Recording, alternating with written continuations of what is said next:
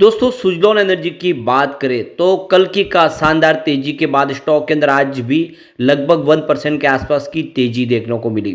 और इसके पीछे सबसे बड़ा रीज़न है कंपनी को मिला बड़ा ऑर्डर। अब आप देख ही सकते हो कि सुजलॉन एनर्जी जो विंड एनर्जी सेक्टर की इंडिया की सबसे बड़ी कंपनी है। कंपनी सर्विस मेंटेनेंस का काम संभालती है, मैन्युफैक्चरिंग करने के बाद इंस्टॉल करने के बाद उसको लाइफ टाइम उसकी सर्विस देती है। और अब इन्होंने सोलर सेक्टर में भी तेजी से अपने कारोबार को बढ़ाना शुरू कर दिया है।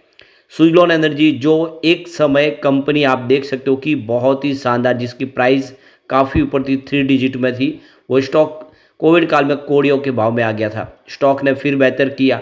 क्या आने वाले इसमें शानदार करेगा? यहाँ पे बड़े बड़े म्यूचुअल फंड का रुझान कैसा है स्टॉक को लेकर, वो समझेंगे इस वीडियो के माध्यम से। लेकिन फ्रेंड्स, उससे पहले अगर आप पहली बार हमारे चैनल पे आए तो चैनल को सब्सक्राइब कर दीजिए, एक बेल आइकॉन दबा दीजिए ताकि जब भी नया वीडियो बने पहला नोटिफिकेशन आपको मिले। वीडियो पसंद आए तो लाइक से जरूर कीजिए।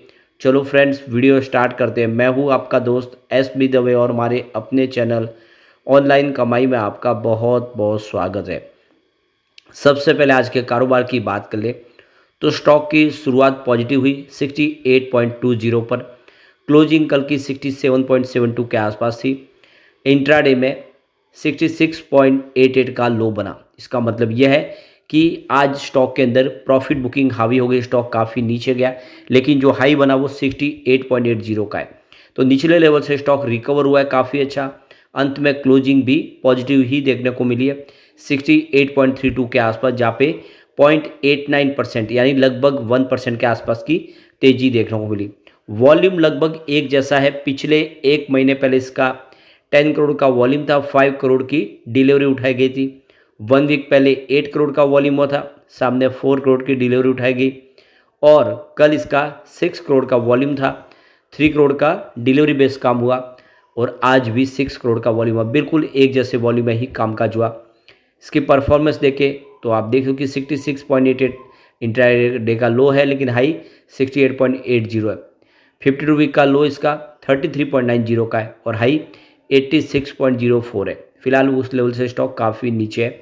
ऑल टाइम लो रेंज इसकी 1.70 की है, जो कोरोना काल में आई थी 2020 में। और इसकी ऑल टाइम हाई 459 के आसपास है, जो 2008 के पहले आई थी। उस समय जब बाजार में एक बूम चला था, काफ़ी शानदार स्टॉक दौड़े थे, उस समय ये भी दौड़ा। अब यहाँ पे कुछ स्टॉक को लेकर, जिसमें इरडा, सुजलॉन एनर्जी, जोमेटो और BDL को लेकर JM फाइनेंशियल के अक्षय भगत ने अपनी राय रखी है। क्या करना चाहिए इन स्टॉक को लेकर, आगे की क्या रणनीति हो सकती है, उसको लेकर यहाँ पे उन्होंने अपनी अच्छे से पूरी रिव्यू रचना क्या है उसको बारे में जानकारी दी है।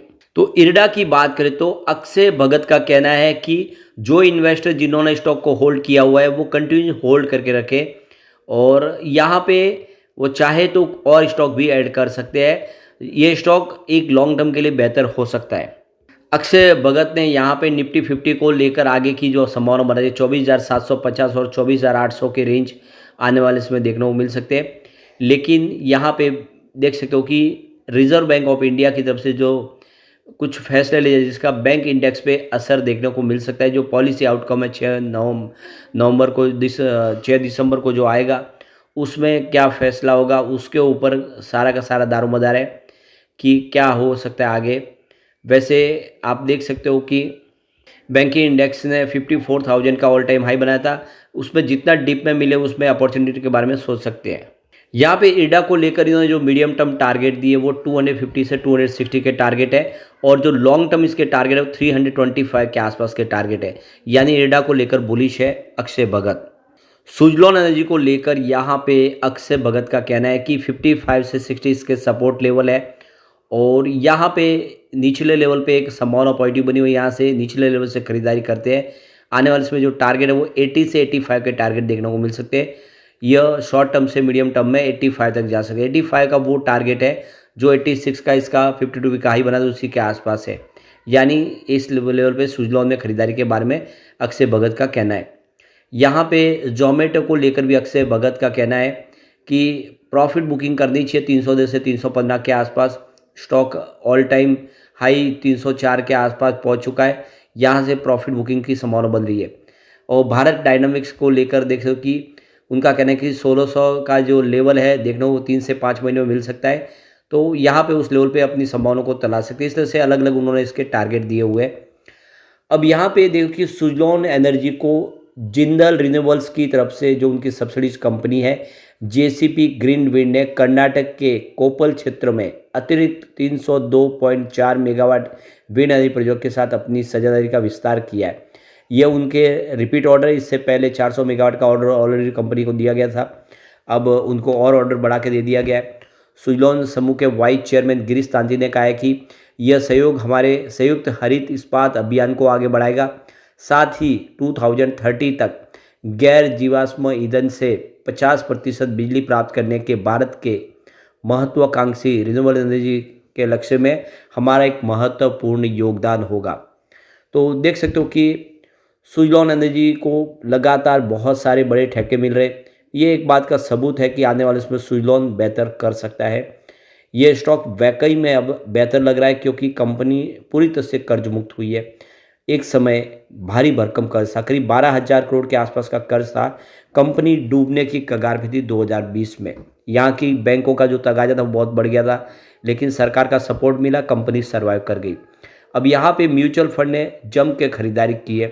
अक्टूबर के लेटेस्ट आंकड़े देखे तो HSBC मिड कैप डायरेक्ट ने यहाँ पे 605.28 करोड़ का इन्वेस्टमेंट किया है। उनकी होल्डिंग में यहाँ पे कोई बदलाव आपको देखने को नहीं मिलेगा। इसके अलावा Motilal Oswal large and mid cap direct ने 281.49 करोड़ का इन्वेस्टमेंट किया है। उनकी होल्डिंग यहाँ पे 9.85% मंथ ऑन मंथ बेसिस पे आपको बढ़ती हुई दिखाई देगी, यदि मोतीलाल ओसवाल ने निवेश को बढ़ा दिया है।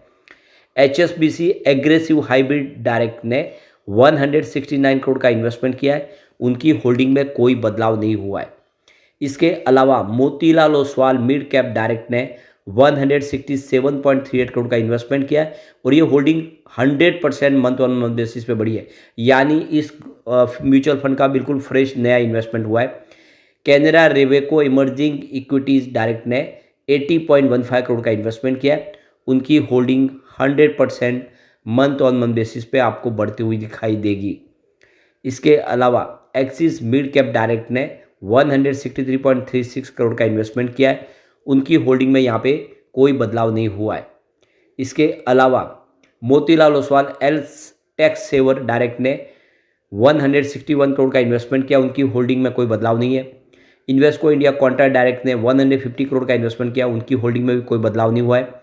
इन्वेस्को इंडिया फोकस फंड ने 143 करोड़ का इन्वेस्टमेंट किया। होल्डिंग में कोई बदलाव नहीं हुआ है। इसके अलावा एक्सिस ग्रोथ अपॉर्चुनिटी डायरेक्ट ने 141 करोड़ का इन्वेस्टमेंट किया। उनकी होल्डिंग में बदलाव नहीं हुआ है। यहाँ पे गौर करने वाली बात है कि किसी भी म्यूचुअल फंड ने अपनी होल्डिंग ट्रिम नहीं की है।